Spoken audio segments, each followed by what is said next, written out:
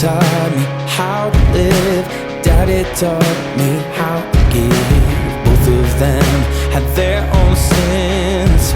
Down to the river, every man has felt the shame. All our blood, it runs the same. Father, hear us as we pray. Down to the river, down to the river. Sing, oh, oh, bury me, carry me, oh, oh, far beneath, oh, oh, fire and water me, going down deep, singing, oh, oh, bury me, carry me, oh, oh, far beneath, oh, oh, fire and water me, washing me clean, carry sea,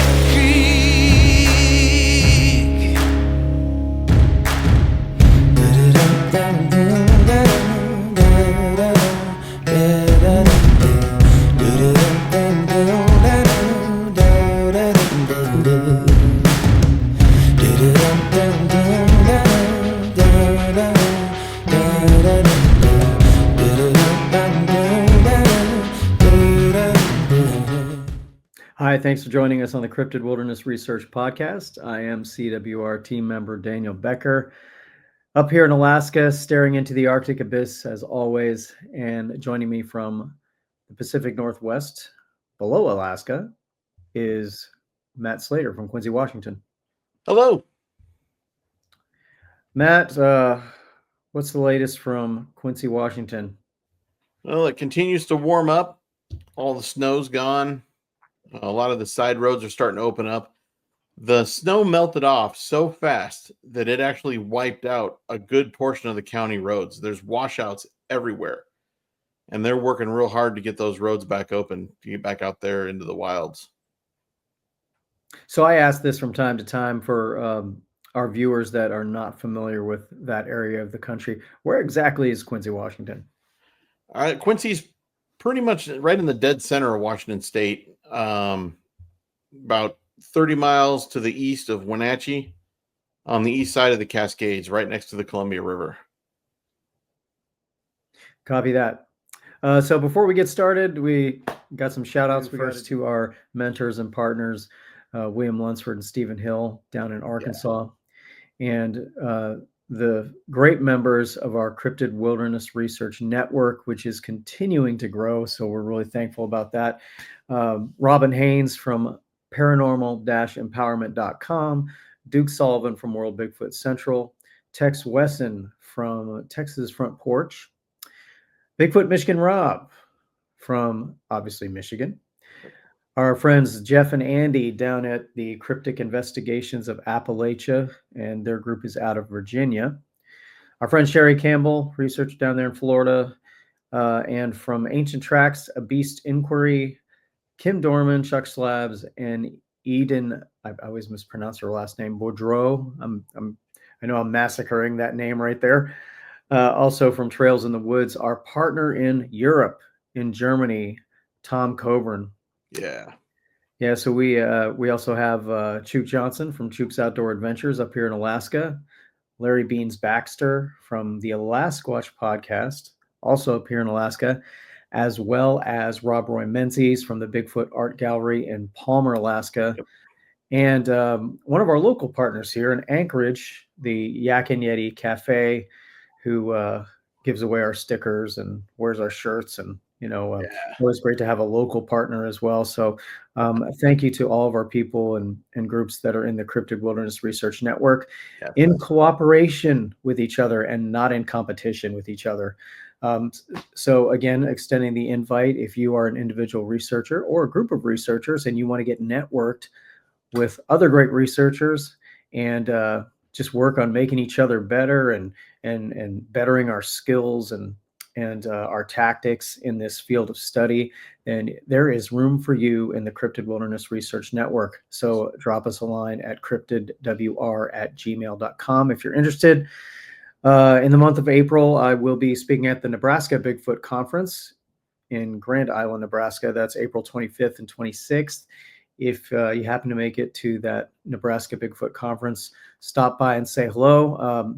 Matt, unfortunately, won't be able to make it, but I will be there. So, yeah, stop by and say hi. And as always, I know every show says this, and it's kind of cliche, but if you've had an encounter or an experience and you'd like to be on the show, drop us a line at cryptidwr@gmail.com. We would love to have you. So Cool. today, researcher out of the Midwest. I always love talking to researchers in the Midwest, especially from Ohio and Michigan, because that's my old stomping ground. So joining us today from the Michigan Aboriginal Project is researcher James Lady. You can find him on the internet at michiganaboriginal.com. So let's bring in researcher James Lady. Hey, How are you doing, gentlemen, man? how are you? I'm well. How are you all? Whoa. Thank you for that introduction. Appreciate that. Yeah. I'm not Thank you sure so that much I'm a for taking the researcher. time to be with us. We really appreciate it. So, the Michigan Aboriginal Project, tell us about that and tell us how you got started and give us your story. How did it All all right. begin for you? I'd like to say I'm kind of the unwitting founder of the Michigan Aboriginal Project. It kind of evolved into that after, when I found it goes back to March 2016. I was planning a camping and fishing trip up to the Boundary Waters, and it was really the first time I had used YouTube as a research utility, and I fell in love with it because, man, I found everything. I found the lakes, the portages, the campsite, all that. It was really wonderful. So um, I resisted the temptation on the suggested videos feed. That one video kept on coming up over the 2.5-3 days that I was using YouTube as my research for my research, camping research. I finally clicked on that video, and that's all it took. I went down the rabbit hole, and I just wanted to see one. That was my primary motivation as a kid. Having grown up with In Search of and Monster Quest, things of that nature, all very intriguing. I thought that if the Patty thing if they were real, I just wanted to see one. I really wanted to see one. So I did. I was going camping anyway up in northern Michigan, one of my favorite valleys as a kid, and I maintain twice yearly trips, early May and late October, because I was doing it anyway, and I was an avid angler. Anything, any fish that would bite a fly, I was all over it. I went down the rabbit hole on angling, and then angling art with some of my trout images, trout skins. Built a reputation as an artistic photographer, as having done that. And I just wanted to see. I was burning out on the art thing and the angling thing. Believe it or not, it's hard to believe that you could burn out on any of that, but I did, and I needed to tickle my brain. I learned through life that if I'm not tickling both sides of my brain, I'm going to atrophy. I'm going to wither away and die. I've been depressed to an extent that I can actually say I've walked that dark valley. It's not a place for anybody to be. While we're here, we're meant to be happy, right? So lessons learned. But I'd burned out on all that. I set my sights to the hills rather than the water, the streams, and the rivers. And then I, started learning everything I could about this phenomenon. Learned early on through my own mistakes, a lot of that, but by Nathan Rio, who had, I think he was Utah Sasquatch, and he's a bright young man, reminded a lot of myself around his age. I think I got 20 years, at least 20 years on him, probably 20 years. And it was the coolest thing in the world. He would go out there and discover new things and test new theories, put things out there. And he had a great influence in my earlier thought development regarding this phenomenon. So I took to the woods and started finding peculiar things. A branch 8 feet above a trail tied into a simple knot. I was like, wind doesn't do that. Wind knots are something I'm quite familiar with when fly fishing. I mean, your tippet can get in such knots that it boggles the mind as to how it ended up that way. But no simple wind or weather insult is going to tie a branch into a simple knot. It's just not going to. That knot remains there. I visit it most every year that I go. So peculiar things in the woods, and I started discovering teepees, wigwams, lean-tos, And these are not necessarily the structures that I learned from Nathan Rio, but I was seeing these things everywhere along our watersheds. Even in the suburban Detroit area, I would, if I had time or the inclination, the motivation, I'd run out and check a local nature preserve. I found out that these structures are there. So the big question is, who's making them? Why are they there? I had no answers. I still don't. Well, I think I have some answers, but we'll leave it for your audience to decide what's real. But I began testing these structures by leaving recorders at their base. And what I got was a life-changing epiphany that these beings, these nocturnal beings, are quite real. And early on, Matt, before we got here, we were talking about the Dogman phenomenon. Early on, I was getting some really weird, metallic, clinky, clanky sort of vocals. I've published a couple audio recently on my Michigan Aboriginal Project channel on YouTube, where your audience can go and listen to these weird sounds. They are distinctly different.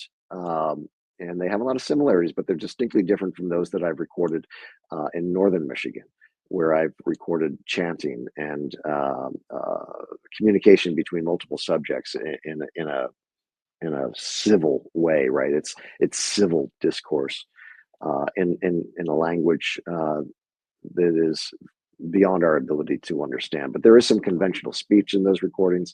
There are also some vocal modalities or vocal expressions that are really quite different, not like ours. So what I've learned through all this is that, my current thinking is that these beings, these cryptid beings, build these structures, and that gives away their communal spaces, is what I call them, because they tell me where they've likely been and where they likely will return. So I test that with recorders, and I've got some regular spots that consistently produce results. Using this method, it is quite honestly consistent with the scientific method, in that there's an initial observation, speculation, questions about it, testing your theory and thoughts, on that by actually getting some hard audio evidence.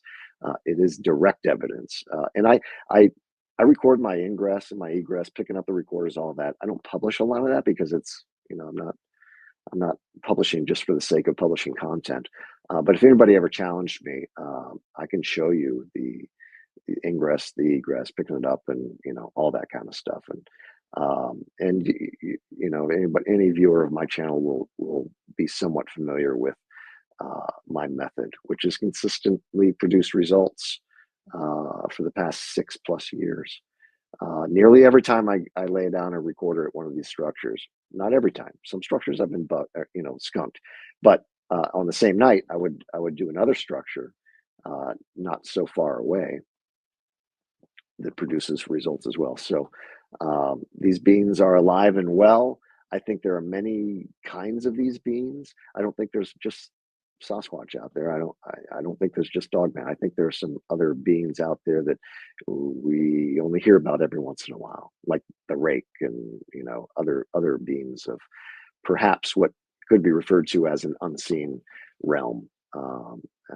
So that's probably a little too much potty of the mouth from your audience right now.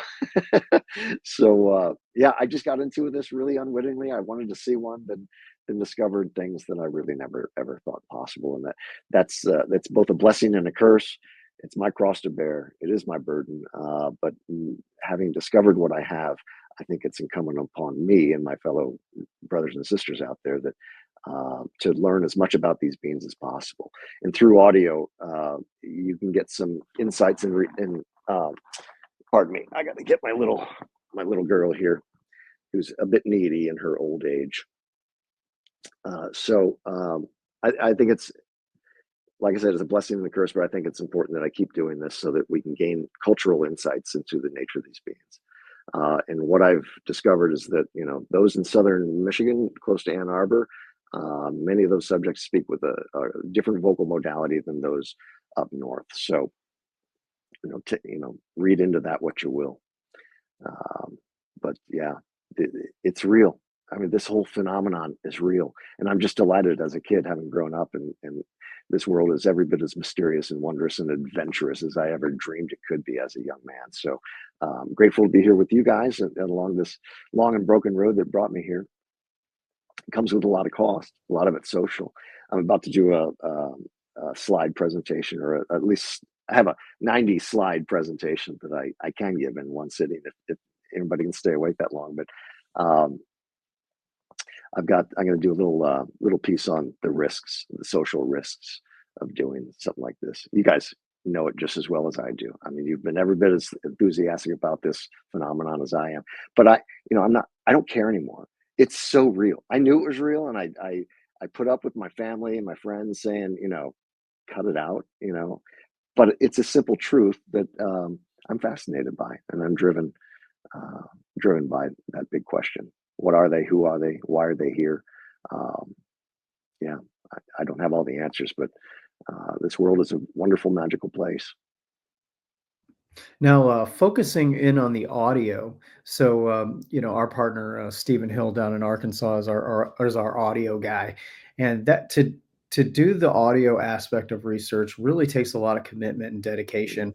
You know, these researchers that analyze this audio stuff sometimes go over hours and hours of recordings. Just to find a couple seconds of vocalization. So it takes a lot of commitment. So you and I have a couple of things in common. We're both originally from Ohio, and you went to high school on the northern end of Detroit, and I went to high school on Yeah, the southern end of Detroit. yeah. But so when it comes to large metropolitan areas, some people think that there's no way there could be cryptid activity in those places. But what has been your experience? There is, with no doubt in my mind, a suburban Sasquatch and a suburban cryptid phenomenon. There's no doubt about it. And I was sharing with Matt earlier, I once hired Cliff Bergman the first time I aired my audio. It was my earlier audio. I hadn't yet developed my ability to, and I was using Audacity, which by my experience, is a crap product, having tried Adobe Audition. Adobe Audition leaves less artifact, or residual artifact from the cleanup attempt, than Adobe Audition. And quite honestly, there's very little audio artifact that Adobe Audition will actually leave. It does change audio a little bit, but I'm an artistic photographer, so my MO there, not having ever had any training in the arts or in photography, I would grab the raw image and I'd clean it up until it is presentable for sale as a limited edition, print. I did a recent, I don't know which one it's in. Uh, Recently, I shared that little approach. So I take the same approach with audio as I do with photographic images, and I clean it up and present it for the listener in the best, most suitable way, without compromising the audio too much. Because when I start doing that, when I make a move in filtering, or combination of filters, it just doesn't work out. I back up, right? So I want the listener to have an optimal experience and an optimal emotional response to this audio. So all the audio we will hear today, when we play it, it has been somewhat filtered to bring out or enhance what's there. Get rid of the white noise, leave what's there, and enhance that and amplify it to a point where it's not, compromised too much, depending on one's perspective on that. So, what in the original question was, I hope I'm not.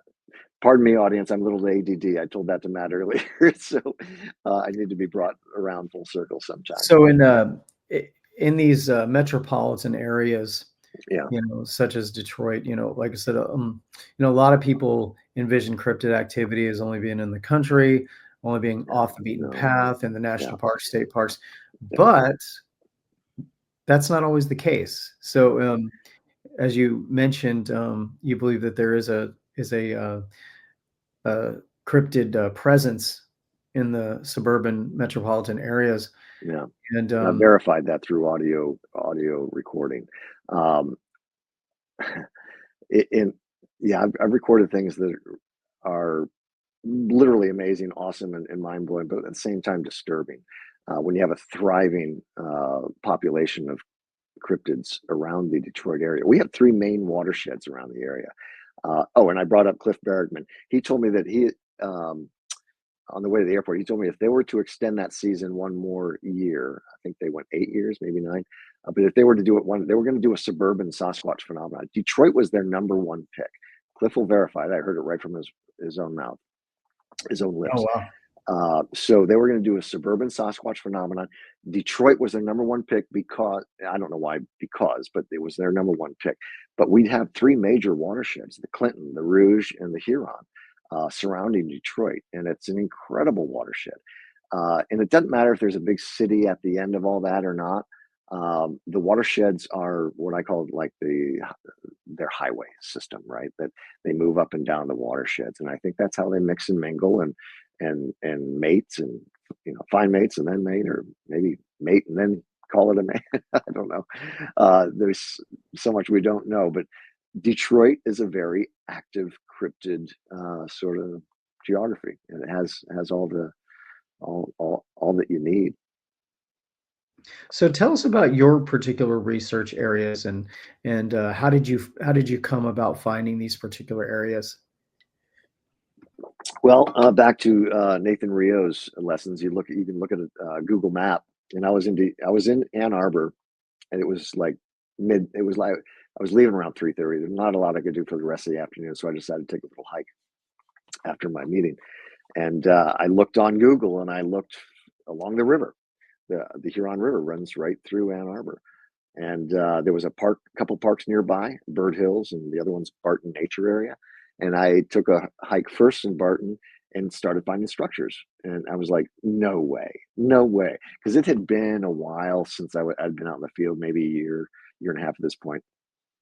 And it's my first time in Ann Arbor in this Barton Nature area.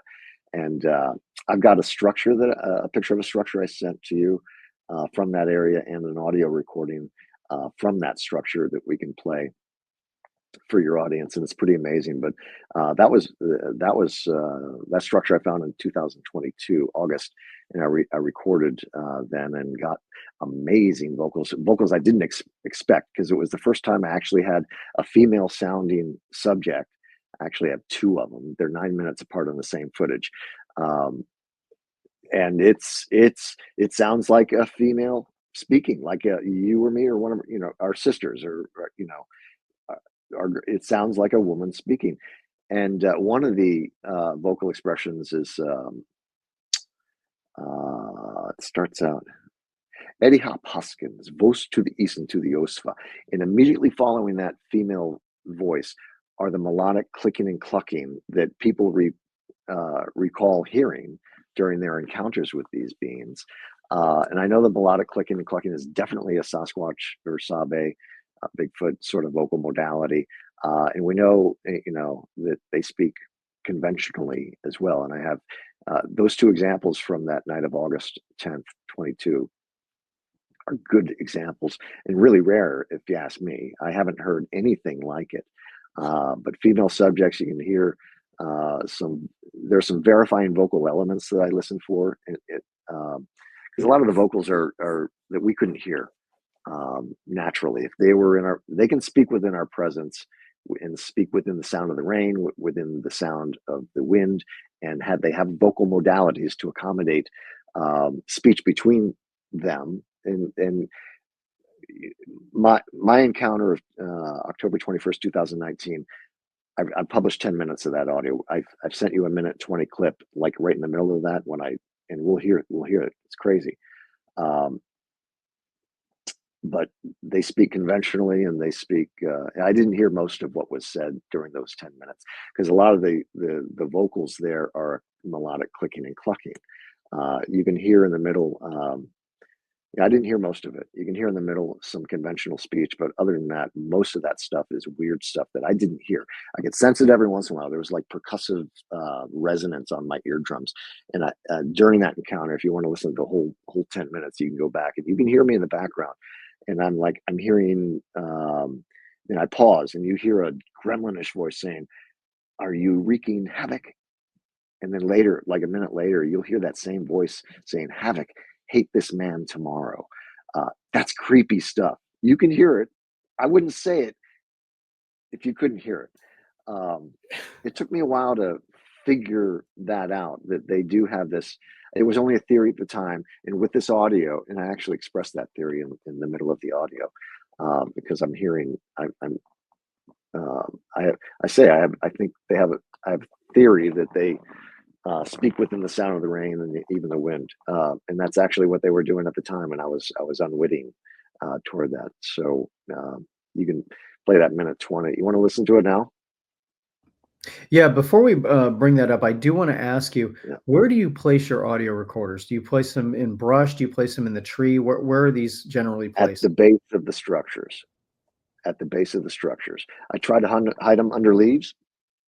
Oh, And you okay. got them face down, because they do find these, and I had been leaving them face up. I don't know why, but there's a light on there, and I think they detect that. I think when they find them, maybe it's the light giving it away. I have no idea, but I leave them facing down, and I try to bury them. They'll still find them, not all the time, but they will still find them. So I just leave it at the base. I have since the beginning. All right, Matt, let's start bringing them up. Do you see one that's a minute 20 long? I don't have timestamps. It's one of the limitations of Okay. the platform here. So I'll just start with the one that came through first.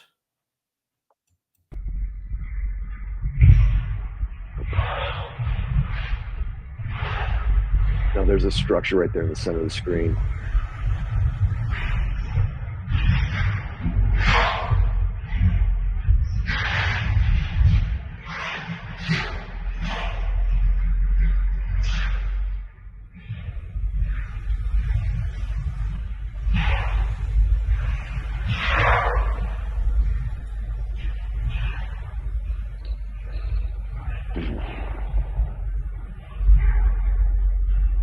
This is where it gets really, really weird. This little empty space right there was part of the reason I selected the structure, which is now in the middle of the screen, moving to the left. That leans you there. The tree just on the other side of it, and the leftmost is at the base of that tree is where I left the that recorder, and that recorder picked up these vocals that that you just heard. Scary stuff. At the beginning, I mentioned that there was a big boom during my encounter, October 21st, 2019. The percussive wave that I felt. At the very beginning of that audio clip that we just listened to, you also hear another boom. And then what sounds like a couple of them conversing. I'm wondering, it's just a theory, and I have no way of verifying it. I'm just wondering if that might be a greeting, that boom.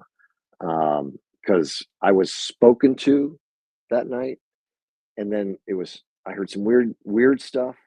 To me, at the time, it sounded like swishing, like a car going through a big puddle, like a couple puddles.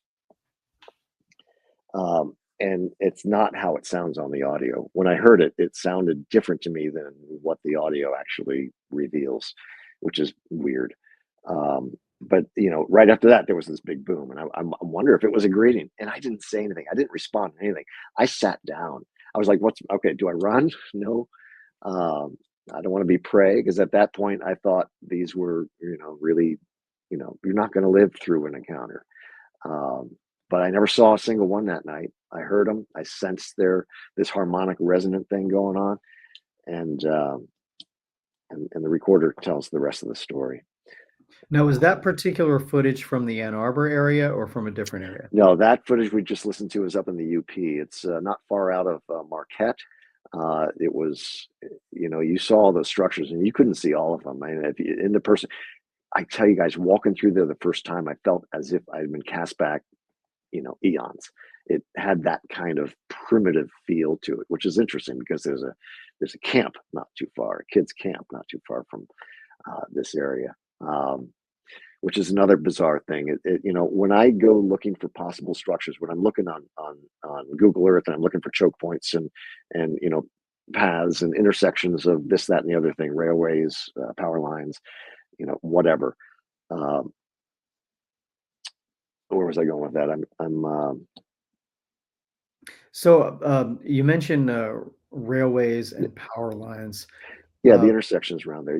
Those are places where I would begin to look. They're travel corridors. The quickest point, quickest way to between 2 points is straight line. Power lines, bridges, even because there's in this particular unique area in Ann Arbor, there's the river, which is a corridor. You have a bridge, which is a corridor. You have power lines, another corridor, and railways going through this area. And this area, the Barton Nature, is the inside of an oxbow. This could. Yeah, and a lot of researchers do report the commonality of having activity near power lines and railways, and just exactly what you mentioned.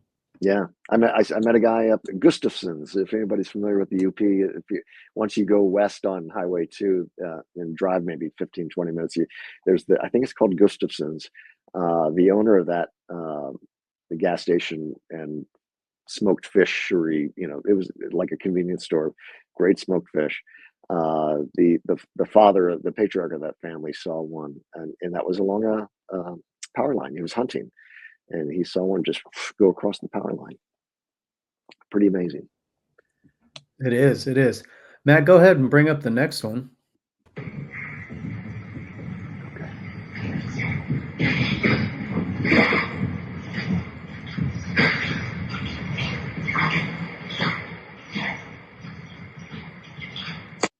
Okay, that's a good thing you brought it up because it was in the same place as the audio we heard before. This just happened.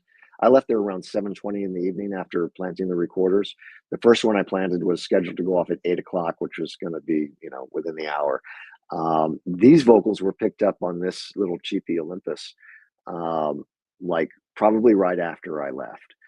At the time, I felt like I had eyes on me. I've confirmed that. I have a vocal that I gleaned from the GoPro footage of me, documenting the recorder placements. Right before I plant this one, there is a vocal. It's a light whistle. It's like, but it's in the distance. It's really cool. I don't know of any bird that ever sounds that. I've looked. I've researched. I think it was them. I can't say for sure, but they were there because as soon as I left, these vocals were captured on this recorder, and the other recorder was probably 80 feet away. It would have picked up these vocals because this is close quarter capture. It's rare. And they were there right after. If you look at the sonogram and the spectrograph, there are 3 subjects there. And in the middle of all that, if you want to play it again, it's only 12 seconds. In the middle of that, you hear that clack, the clickety clack clack, that heart that sounds like sticks breaking. But it's a part of their vocal modality.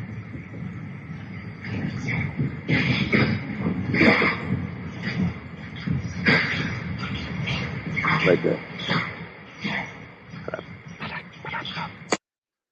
And in the Hanzo footage, which is the clip we played before, you can also hear much louder versions of that clacking. It's a vocal modality. I have no doubts that people sometimes do hear actual sticks breaking, but these things can come right up on you and you don't know it. They're so silent, even in the woods. It's like some supernatural ability to move through the woods without making a lot of sound. So the vocals, I think people are often hearing vocals when they and are mistaking it for sticks cracking. I'm not saying that sticks don't crack when they go in the woods, especially if they're moving fast, if they've been suddenly busted. But the little one that woke me up a couple of years ago, when it split, I only heard maybe a step. It was so fast and very silent. They have that ability. All right, let's go into the next one. All right. This is the Ann Arbor footage. Little voice in the background.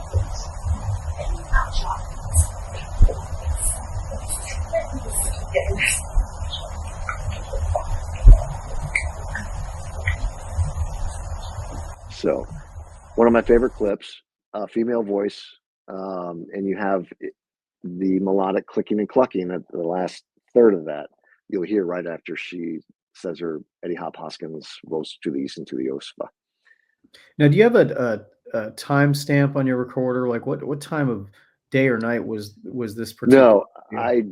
I stopped recording from this time to that time full time. I've done it before. I've done it since, but mainly it's on VCVA mode, where I'm picking up, vocals when they happen.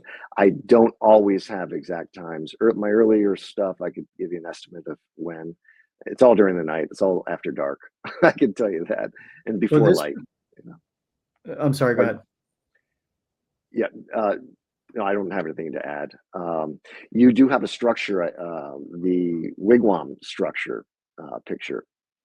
If you want to bring that up, it is the structure from which these vocal. No, that's actually the structure. This is the wigwam structure. Yeah, that's the Ann Arbor. That's where the Ann Arbor vocals came from. My recorder was on the back side, like back right side of this. That's where I planted it. I don't think they found it. That one. That is an impressive tree structure. Probably one of the It's better cool. ones I've ever seen. I tell you, come to Detroit, you go to any, nature preserve, park around water, you're going to find things like this. That's been my experience. And I'd like for the community at large to focus more on these and to focus more on recording. And I've got 2 people out there that want to know my secrets, and I'm telling them, this is not easy on relationships. You need to be aware of that. It's a huge commitment. My fiance almost left. She's my wife now. So proves what kind of a salesman I am, I guess. But this is not for the faint of heart. It is a commitment. It's pretty easy. The method's easy, but going through the hours upon hours of footage and listening for these most subtle things that might give away. Like I said earlier, they have this vocal modality. They can speak within the sound of the rain and even the wind. You got to listen for little giveaways, like little snips, little clicks. And if they're around there is somewhat of a harmonic resonant sort of, it's like I don't know it's like a low, gravelly, gurgly, voice, but they're very, very subtle. You have to listen for that. Then you can go in and verify by doing multiple steps of minute, changes or minute applications of the filters that are available on Adobe Audition. So it seems to produce results. Yeah, very impressive. And like you mentioned, I just want to reinforce again that researchers that are into the audio analysis and that commitment is super strong. And we've said before, audio is just important as video. Matt, let's go to the next one. All righty.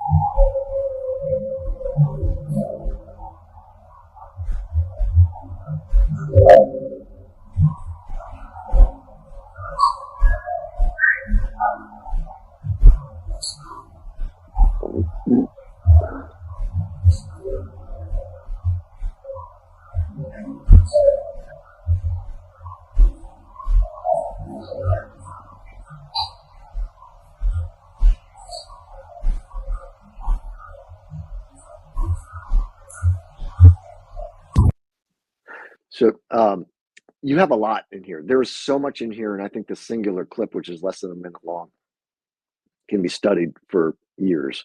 And I'd like that. I invite, listen, if you have any academics out there or any scientists or whatever, I invite academic scrutiny because I literally have volumes of this kind of stuff. This is a rare one. This is a unique recording. I actually have one that's 35 seconds that's of the similar genre, where you have multiple subjects speaking with a variety of multiple vocal modalities, as well as conventional speech. So in here, you heard some conventional speech, and it begins with a knock sound. If you want to go back to the beginning, and this is another thing, the knocks people, excuse me, they are vocal. So at the beginning, I think they recorded, it was set to VCVA, meaning voice activated. At the very beginning of this, there is like the last half of a knock. It's knocks are vocals. I'm not saying that they don't bang on trees. I don't know how often they do that, but if you're hearing a knock, I'm convinced it's a vocal for the most part.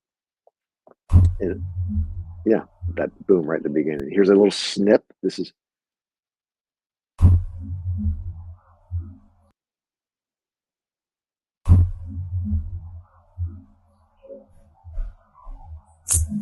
and those snips, they are very subtle as well. Far more subtle than like that big knock. So what are they doing here? I mean, there are clearly multiple subjects, and they're speaking with civil discourse. There are a variety of subjects in this clip. Some sound kind of otherworldly, others sound, of this world. So Matt, what's going on here? Matt, can you advance it a little bit more to that loud vocalization that we heard?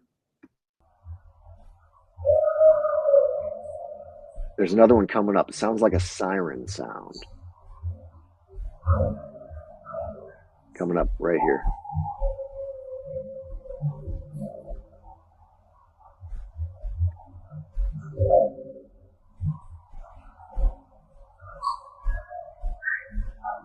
Whistle. You got the whistle, the knock, snip, conventional speech, that little weird.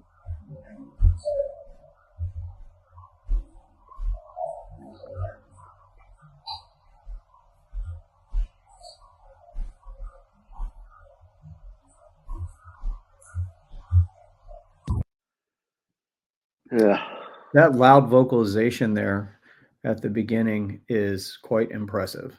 Yeah, it's amazing. It's amazing. If you guys want, I can send you the original capture of this if you want. You can have your own audio, folks, if you have any.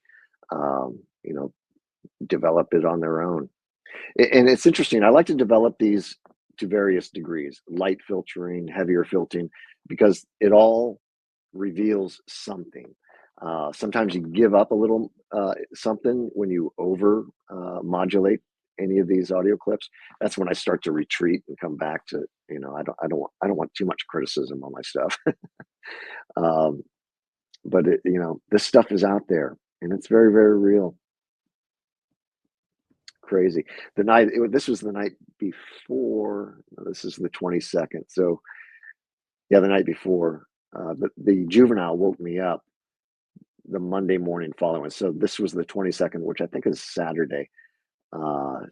Yeah, it would have been Saturday night, and early morning Monday following Sunday night is when the juvenile woke me up at 6 a.m. And I don't know if I sent you that clip or not. Kind of hope I did. But there's a recording that I did a piece on that. It's called A Very Rude Awakening. And it was indeed rude. I saw the subject. I rolled off my mat, looked up. He was less than 4 feet tall. Oh, and wow. I captured the very last movement of it stepping back, because when it vocalized, I think he was right there. My head's like, my bug screen's here. My head's literally right here. I think this little guy was kneeling down, and he vocalized right at my head. Scared the hell out of me. I thought it was a cougar at first, because it was like a gurgly, gravelly hiss. That's how I heard it. And it's not far different from what the audio actually captured. So the audience, and you guys can listen to that if you don't have the clip already. It's a very rude awakening. But that little guy had stepped back and went into like a straight up position, right? Standing, arms to the side, sort of like a soldier would, right? Or a sailor. And I said, "Hey," and it flinched. And I said, "Get out of here." Before I had my arm fully extended, it was gone. And it took one step, I may have heard that, but it was fast. That little guy was fast. It was amazing. You can make Wow. out, the shape of the body, the contour, because it was clearly dark between the arms and between the legs and between the arms and the torso. The face was a little darker, no definition, just a general outline. Did Pretty it cool. have the conical head? It looked round from my perspective. I couldn't say it had a conical head, which is interesting because the one I captured, it was the October 30th, 2016. Matt, I sent you that video of the Yeah. subject in the background. When you look at that subject, it doesn't look like it has a conical head. And I have kind of a theory on that. I think they might have enough hair on their head that might raise when they're alert. And if you look at Doug Hychek's sample of a terminal end of a Sasquatch hair, it has like it's not splayed. It's I don't know what it flares out, right? There's definite design to the terminal end of this hair, and I just wonder if their hair is just an extension of their largest organ, which is their skin, right? So I think it's all very integral, and it's just a theory. I can't prove it, but I think that either they do have round heads and conical heads, or those that round heads have an ability to raise up their hair up here.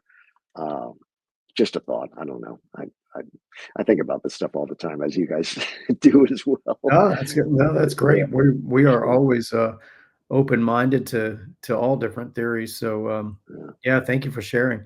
Do we have another one, Matt? Yeah, we got two more.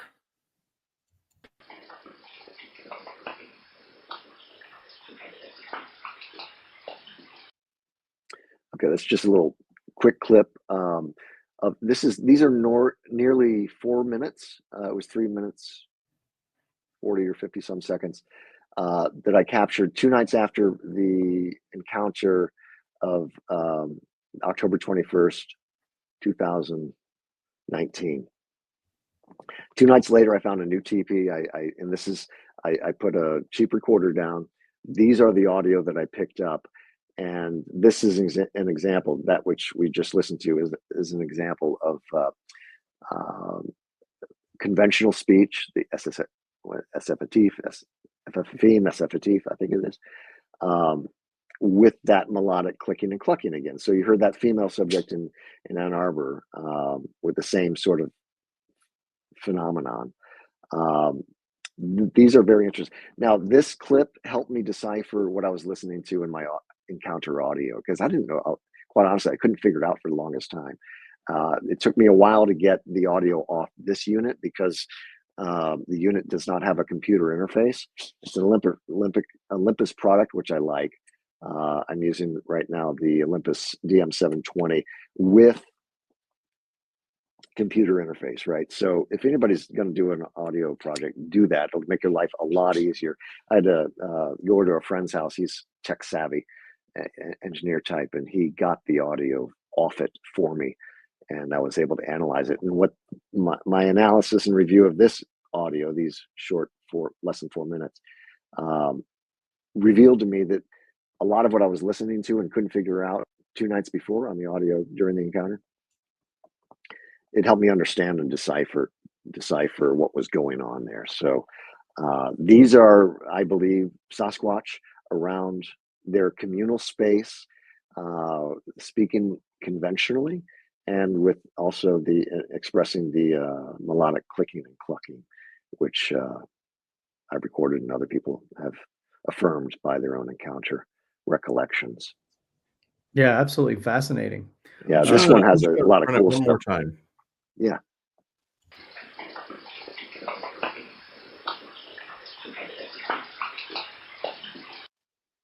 You hear the watery stuff too in the background? Yeah. You can't hear the river from this teepee. You cannot hear the river. I speculate that fast watery stuff, and there's no way for me to know this. It's just a thought that may be, that water trickly stuff may be more juvenile vocal expression. Like I said, I don't know.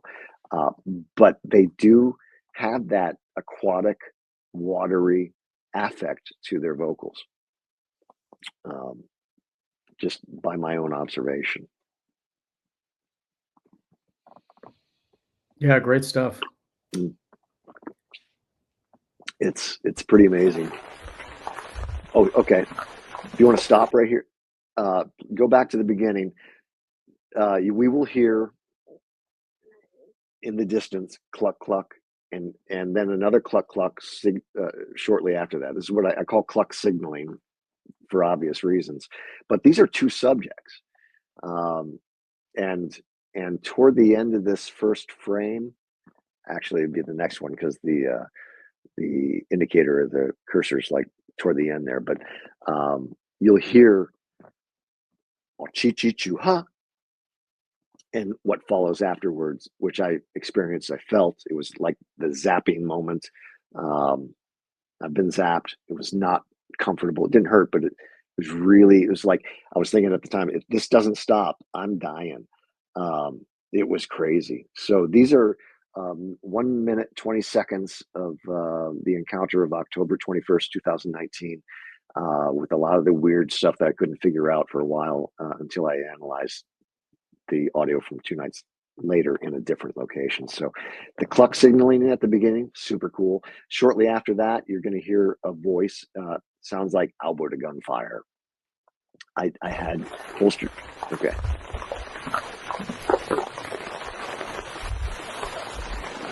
Hey, sweetheart.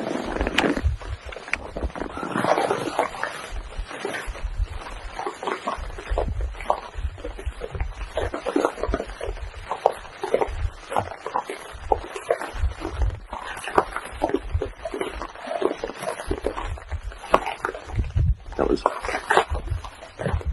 Chichichu in the background.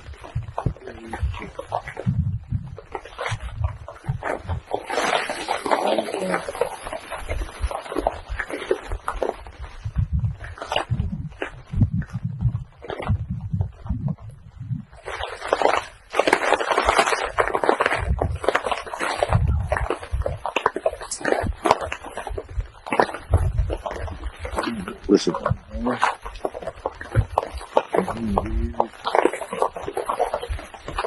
Hear that, Matt? That was the "Are You Wreaking Havoc" moment.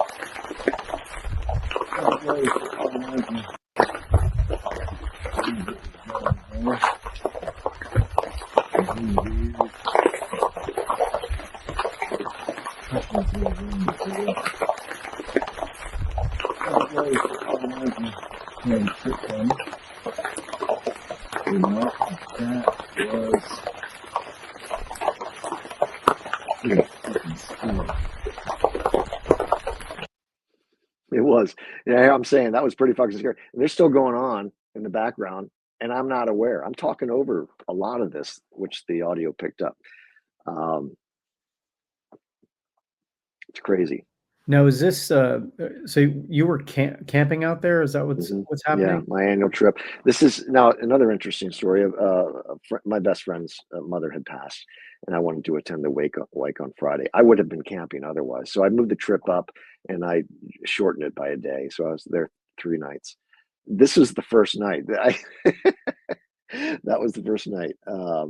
I did consider, bugging out and going to get an Airbnb somewhere, but I decided to stick it out, and nothing else happened for the remainder, at least by my recollection, my knowledge. That's a weird one. I mean, that stuff is otherworldly. Those vocals, that's to me, it's scary. I mean, think about the gravity of realizing, number one, these things are out there. I think there are different kinds of these. You hear different voices, different vocal modalities, different kind of weird stuff, and it's all very real, and it's all right outside my favorite camping spot, which I'm not going to let them chase me away. But I'm approaching this year differently because I really do like my peace and quiet up there, my solitude, and I enjoy all that. I need that just to recharge. I've got a hot tent this year. Typically, I will set up a big tarp and I'll put my tent underneath, but I don't use the rain fly anymore. That's how I was able to see that juvenile. So I got a hot tent this year. I'm giving this 60-year-old body a little break, and I'm going to be warm and have the extra protection of, most of that tent you can't see through. I have windows in the back, which is toward the entrance of the park. So only one way that I'll look. It's scary, and I wonder how much my heart can take, actually, sometimes, when you're, rudely interrupted, as I have been in the past.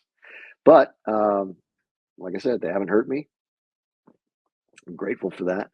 I'm formerly atheist, turned into a kind of a Bible thumper. I love. There's so much in there to learn from. So I always have my Bible with me. I always wonder if that's some sort of hedge of protection. I believe it is. Just in word and faith alone. But it makes me wonder sometimes why I feel a little. They're picking me out of the crowd to engage with. I don't know. That weighs on me too. I really don't. I lived a lot of life, and sometimes I have to ask, what have I done to deserve this? At the same token, I prayed on this. I prayed for safe passage. All my prayers have been answered tenfold, at least. I mean, beyond my wildest expectations. So, if anything comes of this, I hope to bring glory to His name. And in my personal opinion, their very existence affirms the narratives of the Old Testament, and their very existence puts in serious question the theory of evolution. I used to think evolution was a thing, and I think it can be. Maybe it has its place, but if evolution is a thing, and these beings were here a lot longer than we were, and were they there in the beginning, as you can read in Job 38:7, where a choir of angels sang for joy, like that 52-second clip that we listened to. You hear some weird kind of, for lack of a better expression, angelic type vocal expressions. And you hear in the encounter audio that we just listened to, demonic expressions. Like, what are they? I'm comfortable saying they're likely beings of the unseen realm that Dr. Michael Heiser speaks about, pursuant to his clarified understanding of Psalm 82. I'll let your audience research that on their own, but the world is a great and mysterious place, and we're just a part of it. Back on that theory of evolution, if evolution is a thing, then when did we devolve, right? How did we lose our ability to live anywhere on the planet in extreme temperatures? When did we devolve? How if you believe in evolution, you have to believe in devolution, because look at us. We're sorry. We're pretty sorry individuals when we're out in the woods. We're subject to the elements. The woods can kill us, by beast or temperature, weather, insult, whatever. Treat the widowmaker. You never know. I like to say that the mysteries of the woods are every bit as deep and mysterious as the depths of the ocean, which we have also yet to fully explore and fully understand. Same thing applies to the woods, which is amazing, because I'm just a kid in the woods having fun, and I miss that sense of awe and wonder as a boy. You go through life and you witness a lot of bad, ugly shit, but that's life, right? If it's not messy, you're not living it. And I tell you, I can't think of a better way to live it, and to actually, to be involved with, exposing this unseen realm, if that's what it is, for the general public. I would love for nothing but good to come of this research, and I question that often enough, probably too often, but so long as I open a few eyes out there and give glory to His name, I trust that I'll be okay. You definitely have accumulated some fascinating data and fascinating audio and research. Like I said, it takes a lot of commitment to do that audio stuff. So well done. helps to be a divorced dad and having every other weekend, free and all that kind of jazz. And a wife who understands my need to go to the woods regularly, at least twice a year for extended, periods of time. Hey, sweetie. Yeah, most definitely. Before we close, we're coming up on time here. So, but before we close, I want to throw the microphone over to Matt Slater down there in Quincy, Washington. What you got, Matt? You do have one more video here. The video of your encounter. Would you like to go over that one? The post encounter, the subject in the background? Yeah. Yeah, go ahead. It's pretty cool. And I'll explain to the audience. The actual footage, and you'll see it, is only like 6 seconds. At the 4-second mark, listen carefully. You'll hear a little cooing, which I believe is a Sasquatch vocal. Other people have reported a cooing in their encounters, and I believe I have recorded that. It's very subtle. It's at around the 4.2 second area, if you want to be specific. But in the background, and to the audience, I had what preceded this was a long stare down with a subject, massive, huge eyes, wide set. They were bright in color, like the yellowish greenish. And it was a stare down for the longest time. It eventually closed its right eye. I suspect it was becoming sensitive to my red headlamp, which its eyes were reflecting.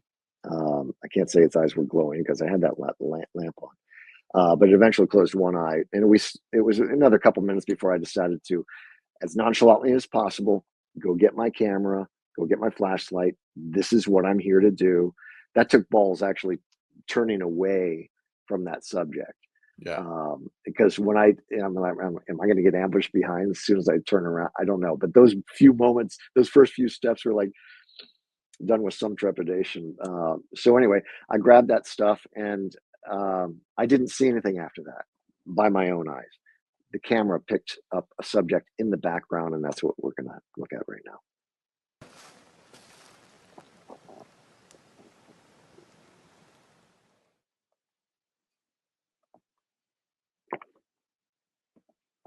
No, there we go.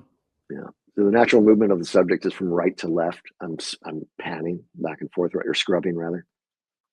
This footage is blurry, so you know it's real, right?